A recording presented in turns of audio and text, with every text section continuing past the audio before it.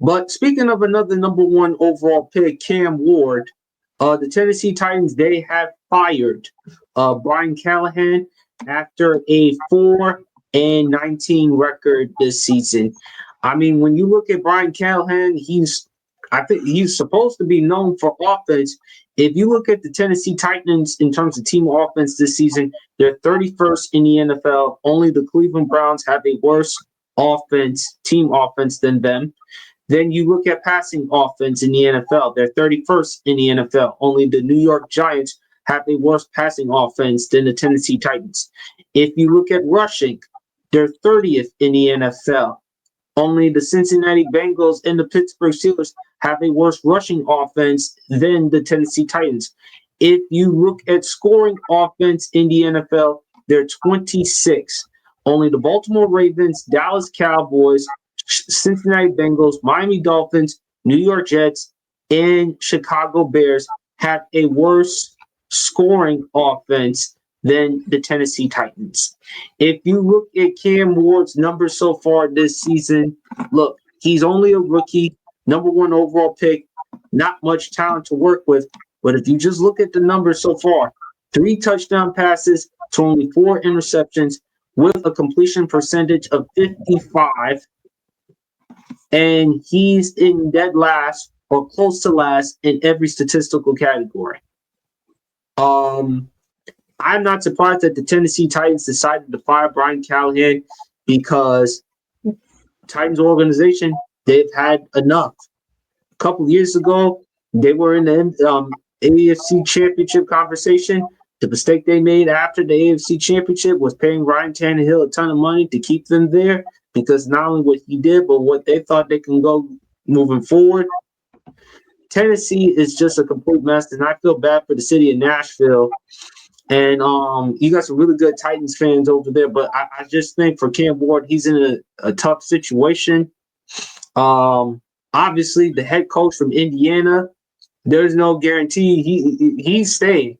It's Indiana's to lose. He just signed that big fat contract, that 8-year, $93 million contract. So, and we're going to get into Penn State later on in the show because, hey, Penn State, they thought about trying to get their hands on him. They weren't going to try to get their hands on that head coach after James Franklin being fired. But, Champ, what are your thoughts about the news regarding Brian Callahan being fired?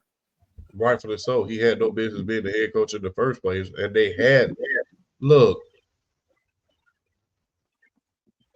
I understand that we live in a society where we're impatient. We're impatient. And the minute something goes wrong, we start trying to find alternatives. But the thing is, let's call a spade a spade. The thing is, Mike Vrabel, the only reason why the team started losing is because he did not have a quarterback.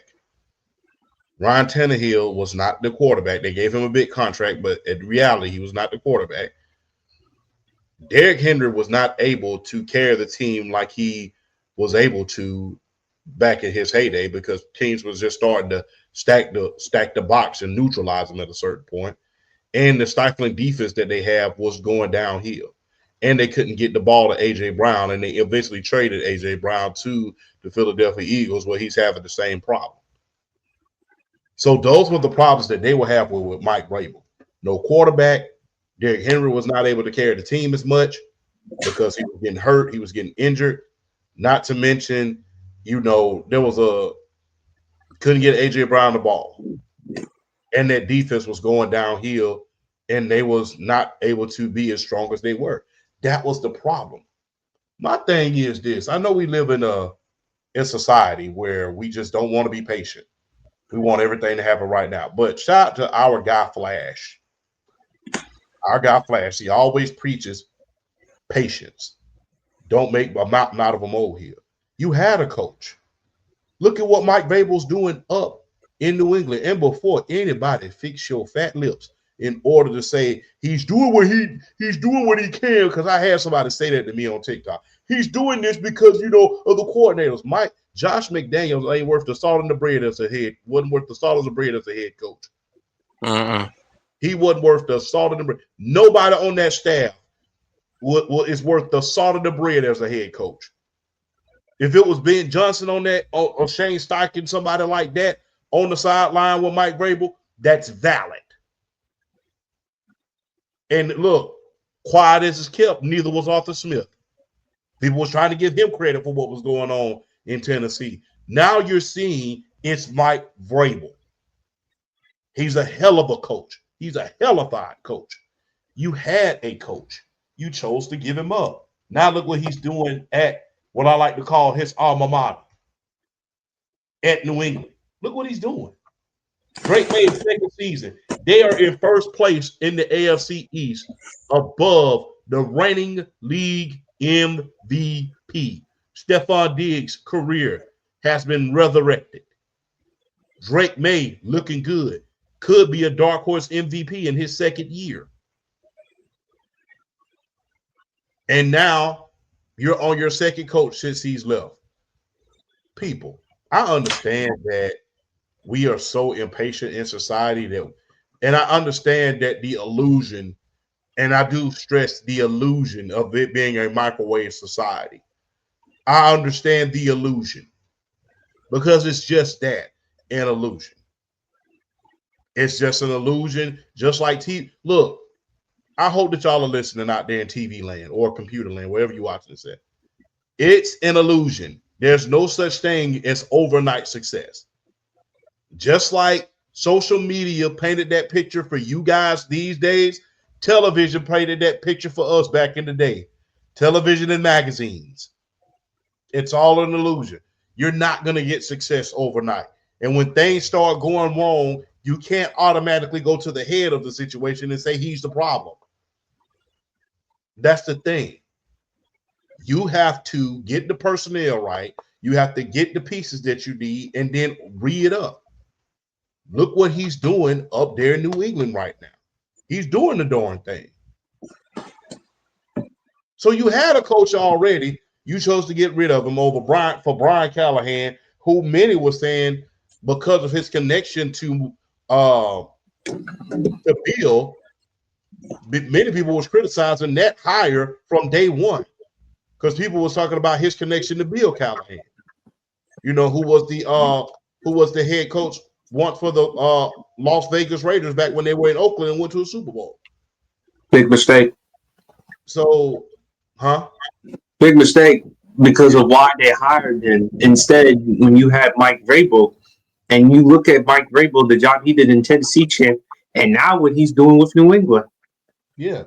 And like I stated, and I'm trying to make sure that I'm correct on Brian Callahan. Let me see what his relation to Bill Callahan real quick, because you remember Bill Callahan, he was the he took the team to the Super Bowl in 2002, I think, and lost to the Buccaneers. Yeah, and I'm just trying to see his relation to Brian Callahan because I think they're related or something. So yeah, hold on.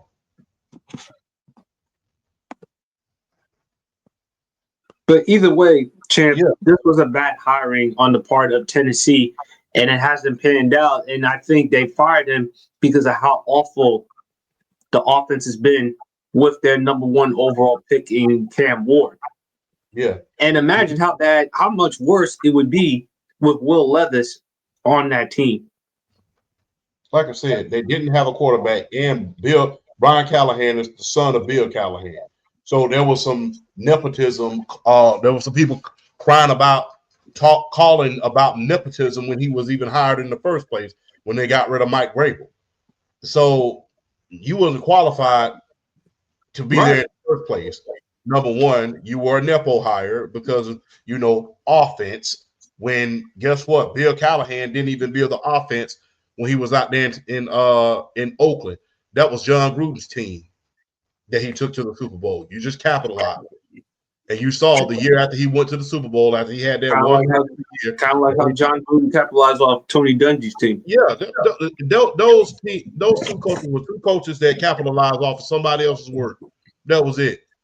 Bill Callahan and John Gruden, there was two coaches that capitalized off of somebody else's work. The only difference is John Gruden had his work capitalized off of out there in Oakland, and he capitalized off of Tony Dungy's work down there in Tampa Bay, and neither one of them been shit since.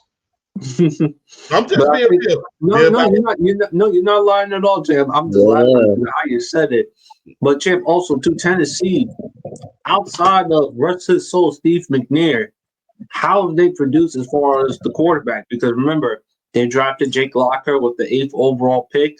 Cam Newton was the number 1 overall pick in that 2011 draft. Then at 2 spots after Jake Locker, Blaine Gabbert gets selected 10th overall to the Jacksonville Jaguars. Tennessee hasn't really panned out with the quarterback position since Steve McNair, rest his soul. Yeah, they And had I a couple think good because of deals the for Eric Collins as well.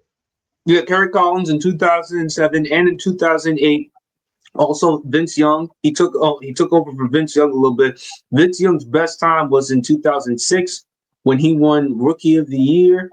Some of the comeback victories, including that game winner at his hometown in Houston, Texas, against the Houston Texans, and then in 2009 that comeback victory against the Arizona Cardinals. But they really haven't panned out that well, Champ, as far as with QBs. And they look at the fact since they drafted Cam Ward number 1 overall, considering what he did in Miami, even though 1 year, and the fact that they've been lackluster, who knows? Who do you think should be the right type of head coach? Could it be Cliff Kingsbury? I don't know because again, Cam Ward is not the athlete that Jaden Daniels is. It has to be some type of guy that can work with Cam Ward, whether in the collegiate level or the NFL level. You have to look and see who has a reputation. You need to get an established coach, not just one of these coordinators.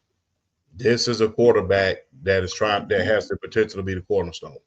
But I know, but you know how it is with the coordinators, champ. Yes, I do believe they should hire a head coach in terms of the overall team, but you know how they are in the NFL with coordinators. Yeah, I understand, but you need to hire somebody. If you're going to hire a coordinator, hire the correct one. You don't need to hire a defensive coordinator and put them in this spot right now. You need to hire somebody offensive minded. And look, man, if you're looking to have an offensive coordinator, as far as you are a head coach and you need to hire an offensive coordinator, look no further than Miami right about now because Mike McDaniels will not be in Miami for very, very long. So if you're a head coach, you're a first-time head coach, you need to bring somebody with an offensive mindset in order to coach up Cam Ward. Look, I'll just say the quiet part out loud. Firing coaches at a rapid rate, not keeping the right coaches when you know you have a head coach, that's the problem with why these quarterbacks not being developed as properly as they should. That's the problem. Quarterback. I know everybody wants to get on the internet. Does the NFL have a quarterback problem? No, they don't. They have a coaching problem. Culture problem too. Yeah, you have a coaching problem because when guys start, we will never look.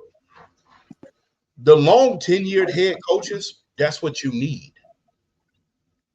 But unfortunately, we're not going to see it. We will never see another Bill Belichick. We'll never see another Mike Tomlin. We won't see another Don Shula. We won't see another even a Jeff Fisher or anybody like that who are long tenured head coaches who had a chance to implement their systems. And even when things were going pretty bad at one point, they had a chance to still do their thing because they had the backing of the front office, and the front office didn't succumb to public pressure at a certain point. When you have coaches for years and years and years, they're able to develop a system. They're able to develop credibility. They're able to develop offensive coordinators. They're able to develop certain things. Look, you don't believe what coaching can do for somebody. Look at what Green Bay had as their coaching staff at the peak of Brett Favre. They had Mike Holger was the head coach. They had Andy Reid, Steve Mariucci, John Gruden, Ray Rhodes. That's who they had on their coaching staff. Each of those coaches went on to do great things. That's what you have when you have a system in place in order to develop. You have a good staff. You have the front office. You have that. And that's what the NFL is missing at this point. They're missing the systems that we used to have to develop these quarterbacks. My thing is what they're doing now to these quarterbacks is criminal. Cam Ward ain't got no business out there right about now. They can't win. They can't win. I understand that you want to put butts in the seats. You want to get the fans something to cheer for. We got the number one overall pick out there. No, sit him down. There's been too many reclamation projects in this league right about now to show people that you don't need to throw these quarterbacks out there before not only are they ready, before the darn team is ready. The team is not ready for these quarterbacks when they come in. They come in the first overall pick. They have no talent around them. They have no coaching. They have no front office worth the quarter. And now you want to throw these number one overall picks out there and then label them, oh, he's a bust. Okay, what about the organization? What about the coaching? What about you changing general managers every few years? That's the thing.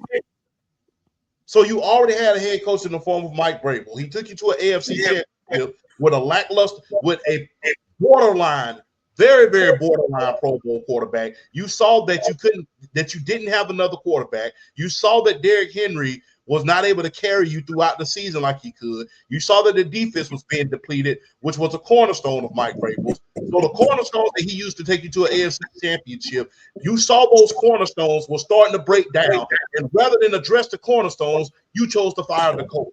Rightfully so. You're back to square one. Good for you, Tennessee. Keep going. Talk to me, BRF. I mean, what more can you say, man? I mean, it's not surprising they went that route of firing Brian Callahan. I mean, he did nothing to inject something new to the culture of Tennessee. They don't have a winning culture there. He wasn't a good coach. He didn't really perform. I mean, yeah, you can say he might not have had, the talent that a lot of these other coaches had, but at the same time, you still have to be able to. Sometimes you have to find a way out of no way. And as a coach, it's just he couldn't get it to line up. He couldn't get it right. So ultimately, Tennessee had to do what they felt was best for their franchise. And you know what I'm saying? Brian Callahan just had to be that he had to be that sacrifice for that. But I mean, he wasn't a good coach. Was not shocked at all. Probably long overdue, because I mean, just in a situation like that, in a situation like that, you have no motivation. You just can't, like, it's one of those, like, nothing will satisfy you, nothing will make you happy no matter what. And just this is just one of those. I mean, you wish Brian Callahan well. You hope he gets back on his feet and gets another job. But I just think coming in, take over, being the head coach of the Tennessee Titans, I think it was just too much for him. I mean, it's like just that roster top to bottom, it might be the worst roster talent wise in the league. I mean, now I will say this though, you do have Cam Ward, and I saw some film of him, some highlight tape of him other day. His arm talent is y'all get my man a decent receiver. I mean, you know what I'm saying? Can Calvin really be the two and not the one? Can we get something respectable for Cam Ward? That way he can actually show up. That way he can actually show off that arm talent. Cam Ward and O-line. He has a talented. He has arm talent. He has very much arm talent. He makes some of the throws that he was making, whether they were on the run or throws to where he was anticipating where his receiver was. Just some of the throws he's making, his arm talent is just on another level. And I hope they recognize the potential talent that they have in quarterback there in Tennessee, and just actually use money as far as like good resources. Like, don't get me wrong, at this stage of Calvin Ridley's career, he's a number 2 and he's decent, but he needs an alpha there that's really going to take the load off, that's going to take the burden off of just going out playing football and having fun. They're not having fun in Tennessee. And on the field, it starts with the head coach. And I mean, hey, he had to go. I mean, it is what it is. He did not show anything to the naked eye of him being improving as a coach. I mean, there's no winning culture there. I mean, when your quarterback come out on a press conference and said, I'm gonna just keep it a buck. We ass. I mean, what Was more that is not an it? indication? Was that not an I mean, indication that he was going to get fired? that should have been the biggest indication that they was about to flip this man his pink slip and tell him we wish you well in your future endeavors. You should have thought that. You should have thought that was the key right there. Ah, man. I mean, if you look at it, man, look, you know what's shocking with Cam Ward, Caleb Williams, and Bryce Young? All three of them were number one overall picks, and all the head coaches were fired after the first year. So that tells you it's not just coaching, Chip, it's culture. And what type of culture are you trying to bring to the table if you're these teams? So far, Carolina is working out with the head coach. Chicago, now it's working out with Caleb Williams and Ben Johnson. Because Caleb Williams, he's received a ton of criticism, not only for his play, but also because of the fingernails and everything else. But Caleb Williams has shut critics up so far because Chicago right now, they're 3-2, and they've been playing solid. So with Tennessee, before we label Cam Ward a bust or anything like that, let's wait and see, and let's give him some talent for him to build around, not just with weapons in terms of the receivers, but as Champ always says, quarterback cannot throw behind his back. And Cam Ward is not that mobile. He's mobile, but not as mobile or athletic like the Lamars, the Caleb Williams, the Jalen Hurts of the world. So you got to give him some time in the pocket. But Tennessee, I don't know, because you look at Jacksonville, finally they're starting to get their act together. They finally found the head coach in Liam Cohen. I mean, Shane Steichen, the job he has done with the Indianapolis Colts. And, of course, Houston, look, they've had their struggles, but lately they're starting to play better football. They're coming off a bye. They got Seattle this upcoming week, Monday Night Football. And they got a quarterback in C.J. Stroud. They just need to give him an O-line. And we can't say any more about DeMeco Ryans, especially when he prioritizes on the defense, because you got three Pro Bowl caliber players in Daniel Hunter, Will Anderson, and Stingley. So you've got some pieces. You've got something to work with if you're this team. But with Tennessee, it's going to take you some time. It's going to take you some time, and you just got to build the type of culture.